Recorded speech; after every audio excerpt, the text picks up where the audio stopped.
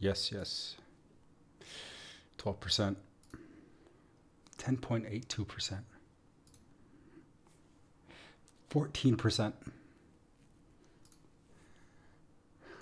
Bitcoin, route not over yet. A sell-off quickens, risk aversion hammers.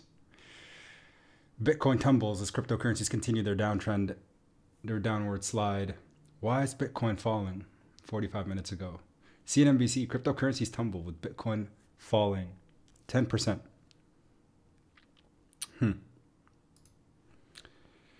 All right, we get it. We get it. We get it. We get it. The market is on a downtrend. Has this happened before?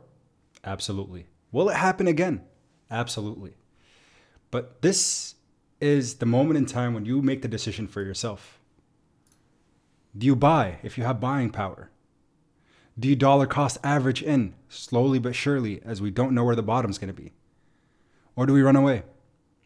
You make that decision for yourself.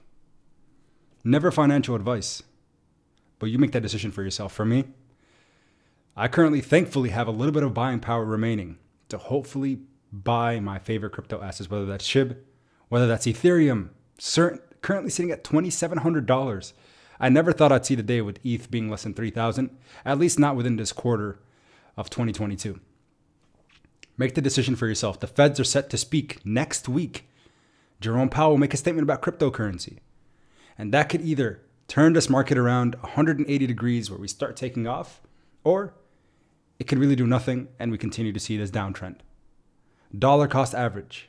Because when we see these kind of sell-offs, when we see basically when there's one piece of news, Russia, breaking news, Russia banning all crypto miners in the country, we see a significant sell-off. Following that, we start seeing panic. Following that, and again, the idea becomes, it all comes together as a perfect storm for a downtrending or bear market or bearish trends, whatever you want to call it. For me, I understand my thesis and I understand my conviction with the cryptocurrency space.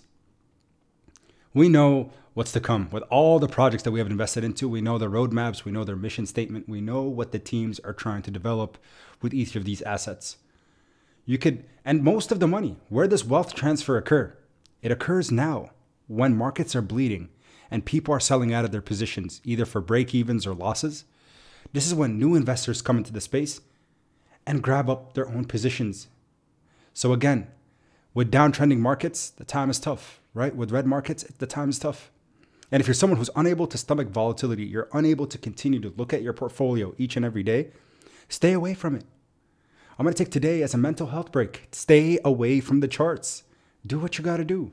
Again, urgent warning to everybody all the time. And that is, if you're unable to stomach volatility, this is a market that goes up and it goes down. You got to be able to stomach 10, 15% swings in either direction. I understand I've been saying this time and time again, but thankfully, time and time again, we see a nice recovery. But we're all right now seeing tons of manipulation in the market. And we're going to get, especially as retail investors, as the small guys, we're going to get taken advantage of. Do not let that happen to you. Stand by your thesis, stand by your conviction, but always make the decision for yourself. Appreciate your guys' support. Smash the like button if you haven't already, and consider subscribing. And until next time then, as always, keep investing. Peace.